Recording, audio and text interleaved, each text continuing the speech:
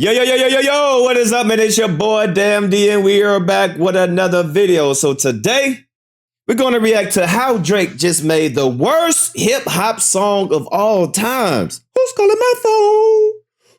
Who? Now, listen, I'm not a complete Drake hater. Now, one thing that I admit, I look at Drake a whole different way. He's a lame. He really is a lame. Like, I thought he was a little strange at first, but now, like, really paying attention to the detail, like he's really lame. Money don't change lameness. You can be a lame ass nigga with a lot of money. That's what Drake is. Extremely sensitive, extremely arrogant, extremely in denial, and he just can't let go. He's a spoiled brat. But the Nokia song is basically a mimic from every Kendrick Lamar's video. Literally, it's a mimic.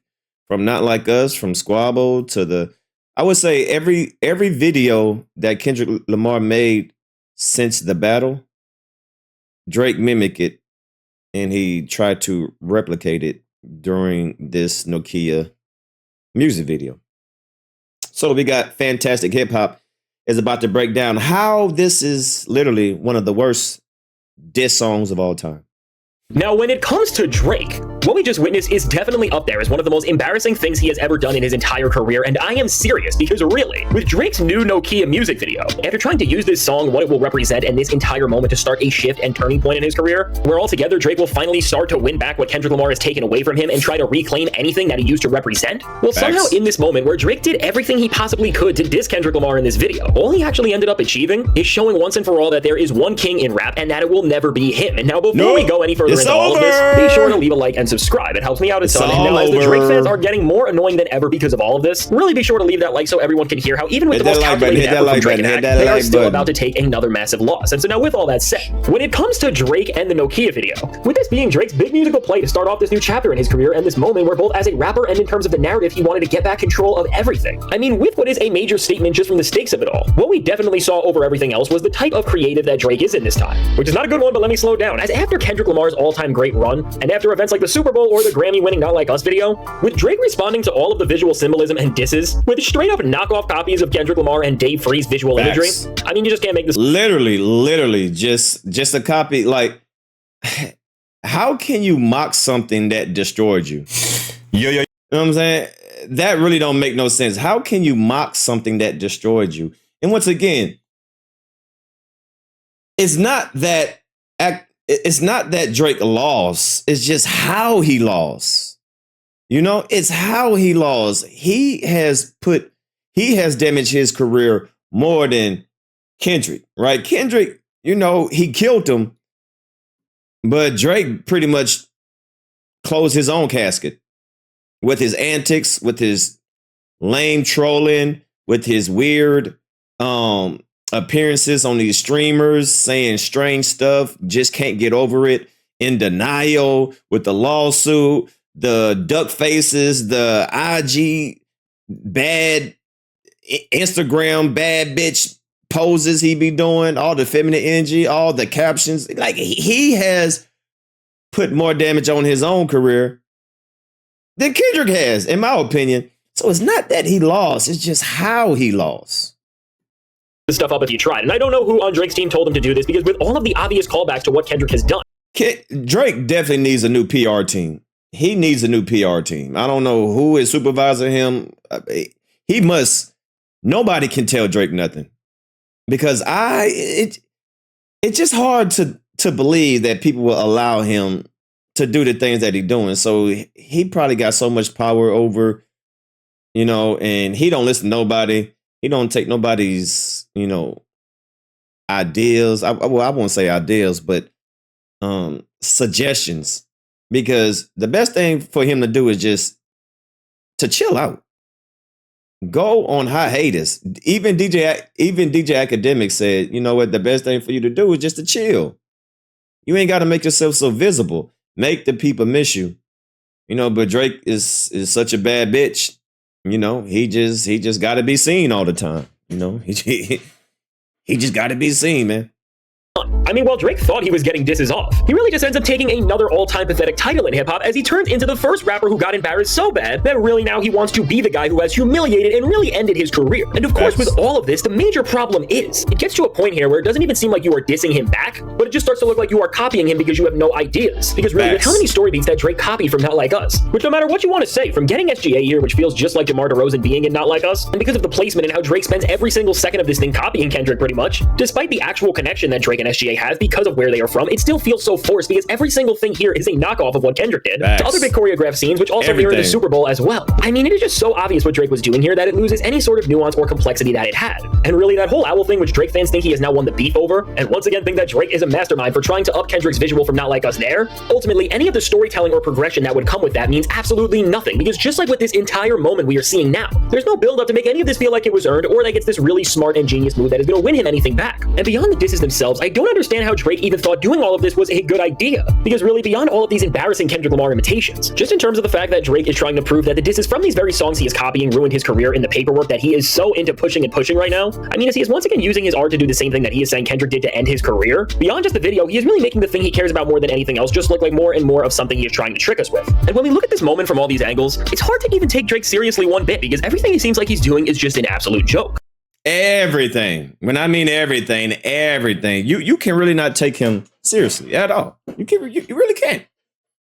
And when it comes to the whole narrative that Kendrick is using the beef to get attention still to this day, people on Drake's side can never use that again, because we have never seen a more desperate and petty use of this beef than right within this video. And really what Drake is showing is that he has lost so much and that he is so bored of everything he has done, because maybe he's even realized that it's bad, that the only thing interesting he can talk about is the Kendrick beef. What's really so baffling with this is that Drake took the last song he had a chance to become something bigger than this entire back and forth, and instead of trying to win fans back, all he has done is tie the song back to the beef and Kendrick Lamar with this awful rip of the Not Like Us video. And that is very true, because he had an opportunity to literally just turn over a new leaf. Like, forget about this battle and let's just focus on making good music, because Nokia is really not a bad song. You know, it's catchy, good hook, good beat. It's catchy, right?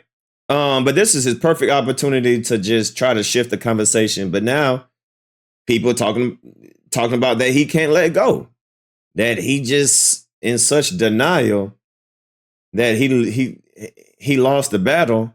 So now he's mocking the person that destroyed him by mocking every single video that Kendrick has made since the battle that literally destroyed him. So I don't get it.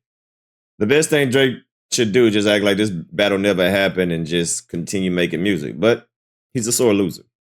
Oh, really? And I think this move is going to be looked back on as one of the most embarrassing moves from Drake and one of the most confusing, because he is really showing how he is a joke artist with no creative skill. And compared to his last videos, seeing how he has changed from using gimmicks to now copying Kendrick Lamar, it is just not a good look, and really shows that Kendrick has this man in shambles. But still, even with that, when it comes to Drake dragging this song into the beef, while the Nokia video has missed as an artistic statement and a winning play from Drake, it has kind of done something, and we are about to see the full and annoying impact of this move more and more. Because all in all, when it comes to Drake's plan to just become the absolute worst thing we have ever seen in hip-hop, and overall this goal that Drake has to just try and discredit Kendrick after everything he has done, Nokia has created an anthem for the losers of rap that is being fully pushed by Drake to get.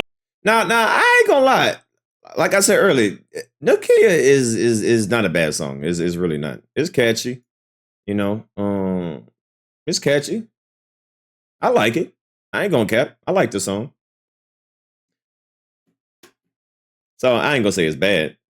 Gather around the delusion that is coming from his entire crew and fan base, and from all of the weird Kendrick taunts to just the fact that now it looks like Drake is trying to make this record bigger and bigger. He is bringing his fan base to a place where they are all behind him, and now that he has this support, with this bigger plan he has, which more than just the song itself, with both what him and Ack just did, in terms of just annoying everybody's timelines with the most ridiculous things, they have done it, which really accomplishing any of their goals is a first, and for them, they really have managed to just take over the entire hip-hop world and everything around them with the most loud and obnoxious discourse. And now when it comes to this storm that Drake and Ack have created, well, Nokia is the moment that they wanted to win everyone back with, although it's really only done the opposite with how embarrassing it is. Everything started here with Ack's interview with Ye, and now while I will not be showing any of the clips from this disaster for obvious reasons, because we just can't show any of that, with Ack running to Ye, and from the time Ye opened that door to when they just spoke back and forth while Ye stood up and Ack just awkwardly and nervously looked at him, with this moment that if you showed somebody even just a few years ago, they would be baffled by what they were looking at, Ack did what he does best here, which was use this all-time low moment from Ye, and not just give him an interview and space to start even more problems, but for what matters to Ack and the center of hip-hop right now, Ack has the perfect set of questions to Ye to make sure that he said everything everything he needed so that they had all the narratives they could ever want to take down Kendrick Lamar, and at the same time give Drake more credit than any other rapper has given him since the beef. And now with all of these comments, which there are so many that it was really even hard to keep track of, over everything else what we can definitively say is that both Ye and Ak were really lighting up when they were saying awful things about Kendrick, and from Ye saying that